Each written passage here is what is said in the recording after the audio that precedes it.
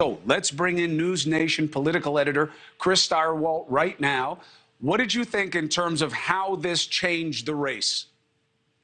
Well, I think if you were a Republican who was worried about a Herschel Walker meltdown or that the floor was going to fall out of this, that did not happen, right? So Republicans around the country watching this to see, is this Georgia Senate race going to fall off the table? Herschel Walker met that low bar that he had set for himself. He came out, he denied the allegation, he dodged the other questions, and got through it. And the number one thing he showed Republicans was he will be a reliable Republican vote in the United States Senate. He made it very clear, his use of talking points, staying on attack, talking about Joe Biden. He made it very clear that he could be a conventional Republican U.S. Senator, so that should put a lot of Republicans who are anxious about this race at ease. Assuming that they feel that he articulated himself in a way that showed the sophistication they're going to want out of somebody. But let's be honest, that's a diminishing commodity in our politics right now. I'm drawing this distinction between being a senator and a member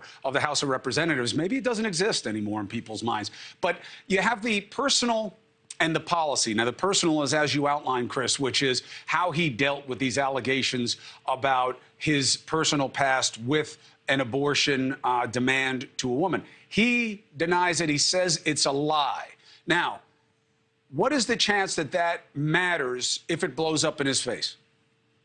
Well, look, here's the big problem. So you say it's a lie. You say flatly, absolutely, it's a lie. Now, if more evidence comes forward, if more women come forward, if more kids come forward, if there's more allegations, if this continues to undercut it, you get the drip, drip, drip. You know, Warnock tried for a different answer about his ex-wife's demand for more child support. He went to the heart and talked about how much he loved his kids and how much he wants to support them, and it was obviously heartfelt. Walker just dodged it. He just, nope, we're not doing that. We're not going to talk about that. And I think for his purposes at this point in the campaign, it's all he really could do tonight.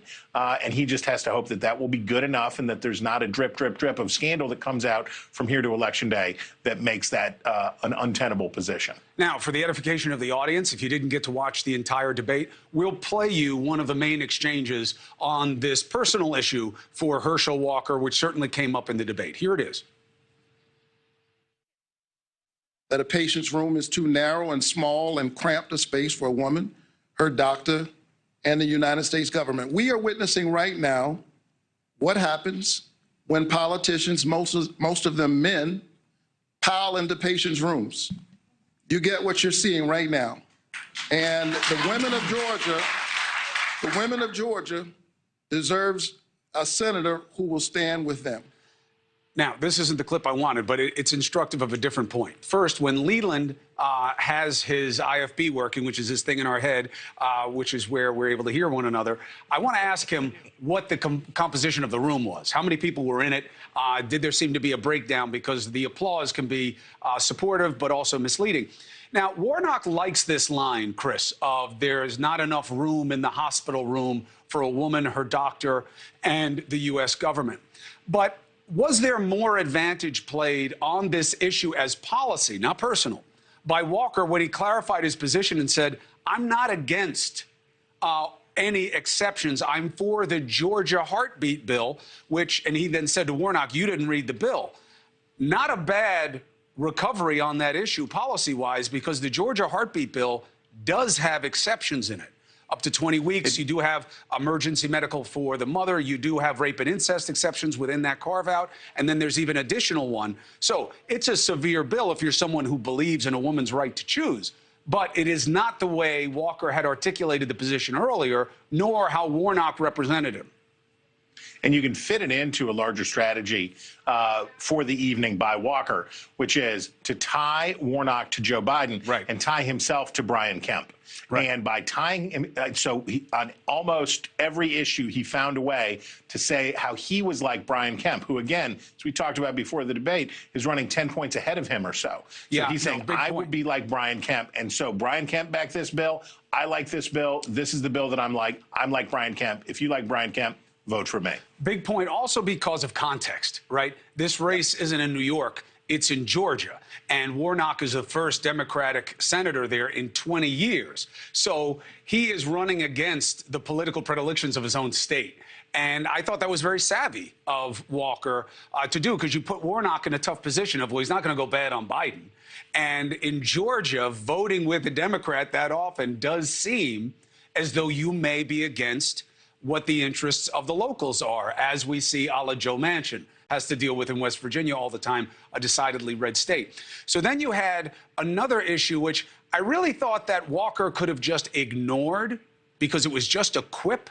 But at one point, they were talking about the truth, which is not unusual, and the relative levels of abuse of the same. And Senator Warnock said, hey, I'm not the one who pretended to be a police officer. Now, the reporting is, and there are clips of it, of Herschel Walker saying that he was involved with the FBI, that he was involved with Cobb County law enforcement. Cobb County has said that's not true. The FBI wouldn't say anything, but his campaign couldn't show any support for it. But then this happened. Let's show the audience. Mr. Walker, Mr. Walker, No. Mr. Walker, When he Mr. said a Walker, problem with excuse the me, truth- Mr. Walker, when he please, said a problem out of with the truth, respect, the truth is I in need to here. let you know, Mr. Yes. Walker, you are very well Yes. aware of the rules tonight. Yes. And you have a prop. Yes. That is not allowed, sir. I Yes. ask you to put that prop away. Well, it's not a problem. This is real. And he said, I have a problem. I never it worked is with law considered a enforcement. prop, Mr. Walker. Yes. Excuse me, sir. Yes. You're very well aware of the rules, aren't you? Well, Aren't you aware of the he rules? brought up the truth. Let's talk about the truth. Thank you for putting that Yes. prop away. Now, the prop she's referring to earlier in the clip, he held out what appears to be a sheriff's deputy badge and said, here you go. Now, I don't know about this no prop rule. I respect the moderator enforcing rules. I don't know, how important that is. But how did that play? It certainly was an FBI badge. He certainly isn't a member of the Cobb County law enforcement. But does that matter? Well, look, first of all, I think we need that moderator up in Washington. She needs to come up from Savannah. She needs to come here to Washington because she can impose order on chaotic nattering, which we have a lot of here in D.C. So I was very impressed by that. And I can also tell you, as being part of organizing a lot of debates over the years, the prop rule is an important rule. I've been part of debates where we almost had to scratch the debate because the candidates wouldn't abide by it. It gets very interesting out there. And for Walker, this is obviously more than just a political issue. It's painful for him because he has been repudiated by Cobb County and others publicly who said, no, that was an honorary thing. That was a nice thing that we did for this Hall of Fame UGA football player. It's not a real thing. So I think that it is an embarrassing thing. It's a painful thing. And he really wanted to be able to say that for things beyond this race, relating to his own feelings about himself. Thank you for watching. Go to newsnationnow.com to find News Nation on your television provider. And don't forget to click the red subscribe button below to get more of News Nation's fact-driven, unbiased coverage.